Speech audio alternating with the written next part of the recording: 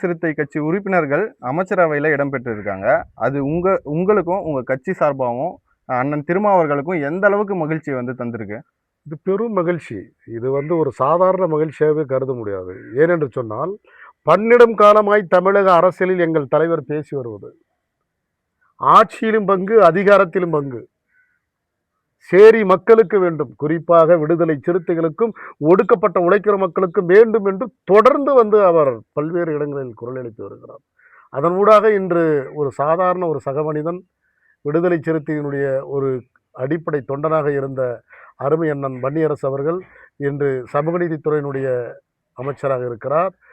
இந்த ஒடுக்கப்பட்ட உழைக்கிற மக்களிடத்திலிருந்து ஒரு அமைச்சராகி இந்த உழைக்கும் மக்களுக்காக பணியாற்றுகிற ஒரு வாய்ப்பை வழங்கியது விடுதலை சிறுத்தை என்கின்ற பேரியக்கம். அதுவும் குறிப்பாக எங்களது தலைவர் எழுச்சி தமிழர் அண்ணன் திருமாவின் 1/2 நூற்றாண்டு கால தியாகத்தால் விளைந்தது, உருவானது என்றுதான் சொல்ல முடியும்.